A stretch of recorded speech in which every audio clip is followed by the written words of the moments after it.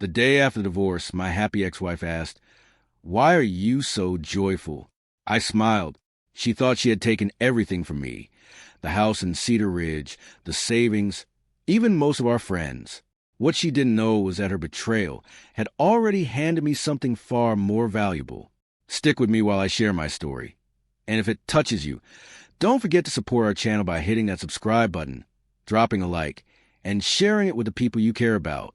My name is Callum Whitaker, and this is how the woman I trusted most, Brielle, destroyed our marriage, only to realize too late that I had quietly rebuilt my life while she was busy celebrating my downfall.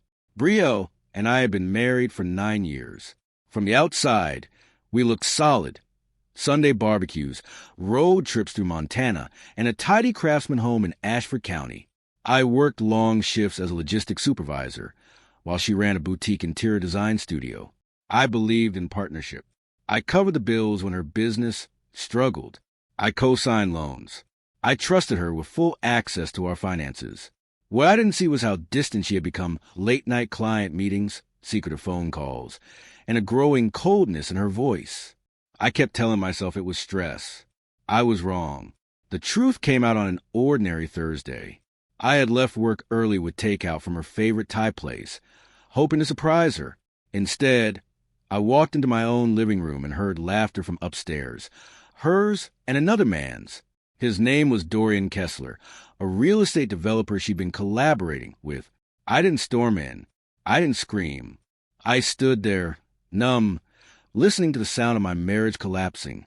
When Brielle finally came downstairs and saw me, she didn't even look ashamed. She looked annoyed, like I'd interrupted something important. Within weeks, Brielle filed for divorce. She moved quickly, almost strategically. She claimed emotional neglect, twisted narratives, and painted me as distant and cold. Because most of our assets were tied to investments under her business name, arrangements I had agreed out of trust, she walked away with more than half. The house? Sold. The savings? Divided unfairly. Friends? Many sided with her polished version of events. I moved into a small apartment on the edge of town. She moved into a luxury condo downtown with Dorian. Here's what Brielle didn't know. During the last year of our marriage, I had started taking night certification courses in supply chain systems. I had quietly been offered a position with a national distribution firm based in Denver.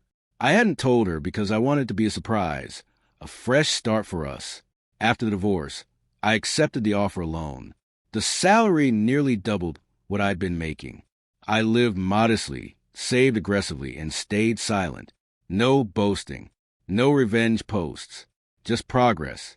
3 months after the divorce, Brielle ran into me outside a courthouse where we were finalizing paperwork. She looked radiant, dressed in designer clothes, her smile almost theatrical. "Why are you so joyful?" she asked, tilting her head. She expected bitterness, regret. Instead, I smiled calmly. I had just closed on a townhouse in Denver that morning. I had rebuilt my credit, stabilized my savings, and found peace in ways I never had during our marriage.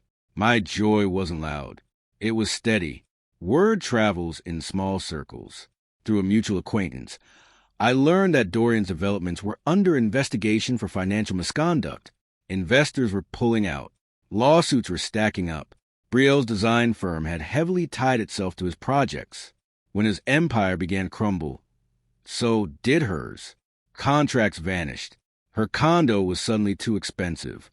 The same friends who once toasted her bravery started keeping their distance. Nearly a year later, Brielle called me, not angrily, not confidently, quietly.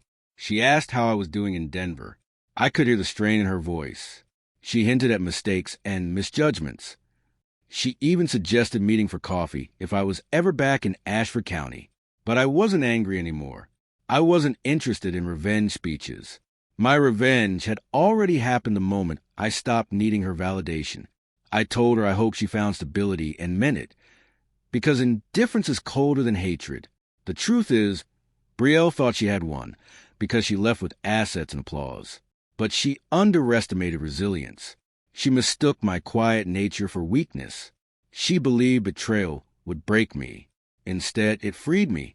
I built a life based on self-respect rather than constant compromise. The pain she caused forced me to grow in ways comfort never could. And when she asked why I was joyful, she didn't realize she was looking at the answer. I was no longer living in deception.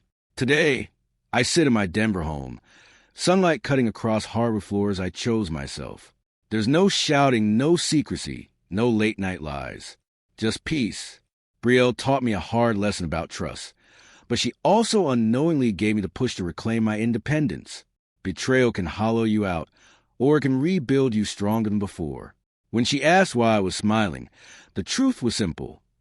Losing her was the first honest victory I'd had in years.